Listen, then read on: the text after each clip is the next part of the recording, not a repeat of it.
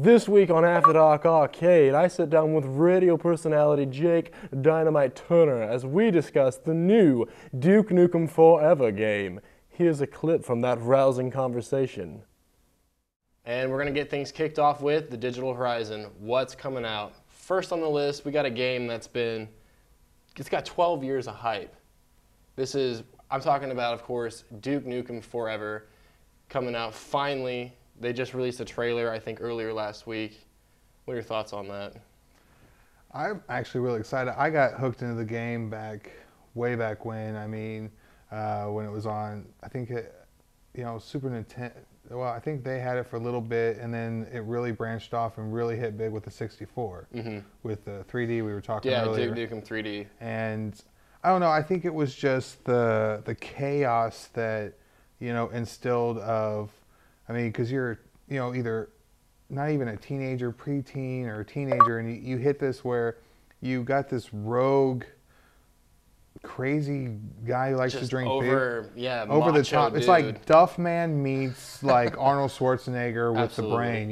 It's just, not dissing on Arnold. He's a smart guy, but Duff Man he was one about the girls and his beer. And that's what it seemed like with this guy. It really took every stereotypical movie action hero in the 90s and combined it together. You got a little bit of Stallone, you got some Schwarzenegger, you even got some John Wayne in there. And he is just over the top, muscles, guns blazing, maybe not always the most politically correct, but he's going to get the job done. And it's just, this game, I've read online, it's not going to be Game of the Year. It's not going to shatter any boundaries or anything, but everybody says this game looks fun.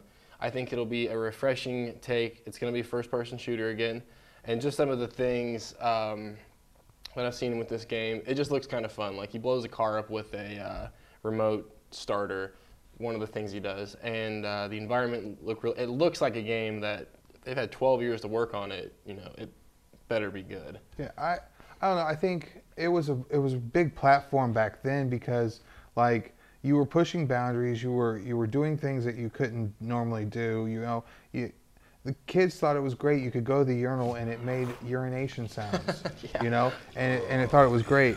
I think bringing it back and them keeping it with 12 years in the making. It's like rushing a Sonic game or trying to rush a Mario game, where it's where's the nostalgic that we came to love, where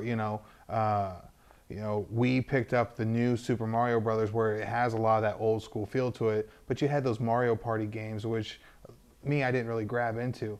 Looking at the trailer for this game, it just seems so classic. You got your two hands right here, and that's pretty much it. Yeah. And that's what you grew in love with this thing. Yeah, you mentioned earlier the urination sounds, and there's just a whole bunch of other things in this game that one of the selling points for Duke Nukem games is it was very controversial.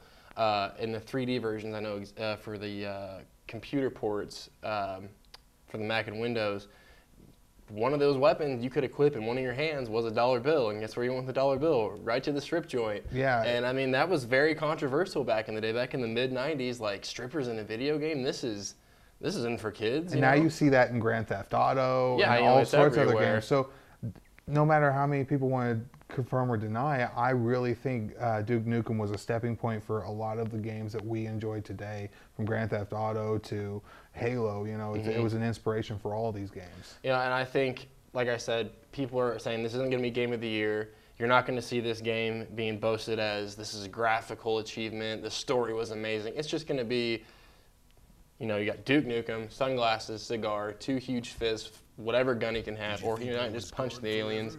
And I think it's just going to be a fun time. I'm looking forward to it. After 12 years, it better be good.